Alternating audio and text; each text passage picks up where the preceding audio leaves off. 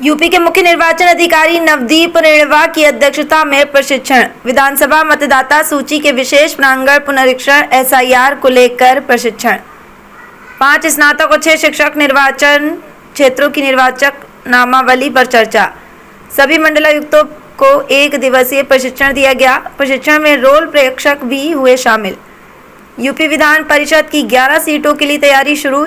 6 दिसंबर 2026 को 11 सीटें होंगी रिक्त। स्नातक निर्वाचन क्षेत्र की 5 सीटें होंगी खाली। लखनऊ, वाराणसी, आगरा, मेरठ, इलाहाबाद, झांसी शामिल। शिक्षक निर्वाचन क्षेत्र की 6 सीटें रिक्त होंगी। लखनऊ, वाराणसी, आगरा, मेरठ, बरेली, मुरादाबाद व गोरखपुर, फैजाबाद। मुख्य निर्वाचन अधिकारी नवदीप रेणवा ने दी जानकारी। लखनऊ से इकबाल अहमद की रिपोर्ट। नहीं लगा उसको वापस कर देगा। ऐसा एआरओ के पास पहुंचा, एआरओ ने बीएलओ को दिया और ने फॉर्म सबमिट कर दिया एआरओ के लिए। अब एआरओ के पास क्या एक्शन है, ये एक्शन है एआरओ के पास है और वापस। तो इसमें एआरओ के पास एक ऑप्शन होता है कि यदि कोई डॉक्यूमेंट इनकम्प्लीट है तो उस फॉर्म को बीएलओ की रिपोर्ट दिया तो एआरओ फॉर्म को वापस करता है कि से 15 अक्टूबर और 25 अक्टूबर को निकलेंगे।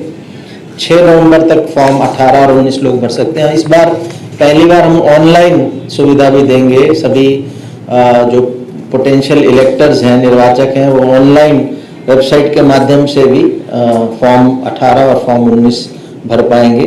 फिजिकल रूप में भी भर पाएंगे जैसे कि हर पहले के वर्षों में होता रहा है। और उसके बाद जब ड्राफ्ट पब्लिश होगा हमारा, वो 25 नवंबर को होगा। उसके बाद लोग दावे आपत्तियां दे सकते हैं 10 दिसंबर तक और 30 दिसंबर तक हमारी फाइनल वोटर लिस्ट पब्लिश होगी। 30 के बाद भी ये लोग इन वोटर लिस्ट में लोग अपना नाम जुड़वा सकते हैं। स्नातक अपने स्नातक निर्वाचन क्षेत्रों में और शिक्षक हैं वो शिक्षक निर्वाचन क्षेत्रों में। इसमें जो वोटर लिस्ट में वो लोग एलिजिबल होते हैं जो क्वालिफाइंग डेट को, यानी इस साल 1 नवंबर 2025 क्वालिफाइंग डेट है। इस डेट से 3 साल पहले जो लोग स्नातक हो गए, यानी जो 1 नवंबर 2022 से पहले स्नातक हो गए, वो स्नातक निर्वाचन क्षेत्र के लिए वोटर बन सकते हैं।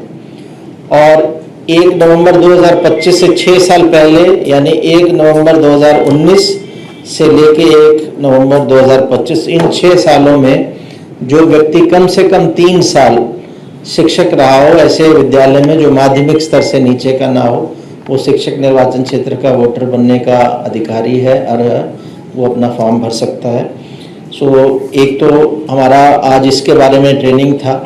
इन डिविजनल कमिश्नर्स की जो ईआरओ हैं उनके साथ उनके ज़िलों के जो एरियाज़ हैं, उनके ज़िलों के जिला निर्वाचन अधिकारी, डीएम्स इनके सहयोगी के रूप में सहायक निर्वाचक रजिस्ट्रेशन अधिकारी होंगे। उनके साथ सारी विधानसभाएं जो उनके क्षेत्र में पड़ेंगे, उनके जो ईआरओ हैं, एसडीएम स्तर के अधिकारी हैं, वो भी इनके सहायक निर्वाचक रजिस्ट्रेशन अधिकारी होंगे। तो उनको साथ लेके ये हमारा वोटर लिस्ट बनाएंगे ताकि अगले साल जब 6 दिसंबर 2026 से पहले जब चुनाव होगा, इन 5 कॉन्स्टिट्यूंसीज का जो स्नातक निर्वाचन क्षेत्र है और 6 जो टीचर्स हैं, तो हमारी वोटर लिस्टें अच्छे से शुद्ध रूप से तैयार हों। इसके अलावा हमने सेकेंड हाफ में जो आगे आने वाले समय में रिवीजन होगा वोटर लिस्टों का, चाहे समरी रिवीजन हो जो हर साल होता रहा या इंटेंसिव रिवीजन हो जैसे बिहार में हुआ, दोनों ही तरह के हमने उनको क्या क्या प्रोविजंस हैं उसके बारे में विस्तार से बताया, उनकी शंकाओं का समाधान किया और उनको अलग अलग जो नियम हैं, अधिनियम हैं और संविधान के प्रावधान है उसके बारे में बताया।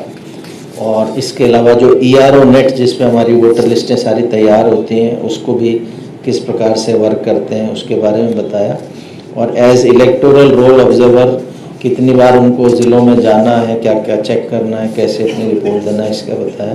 कुल मिला के प्रयास ये है कि हमारी वोटर लिस्टें चाहे वो विधानसभा या लोकसभा की हों या चाहे वो विधान परिषद के इलेक्शन की हों, समावेशी रूप से तैयार हों, सब लोगों को चांस मिले उसमें अपना नाम देने का, सबको जानकारी रहे और इसके अलावा शुद्ध हो पूरी तरह से, उसमें जो भी त्रुटियां हैं उसको हम ठीक करें समय रहते।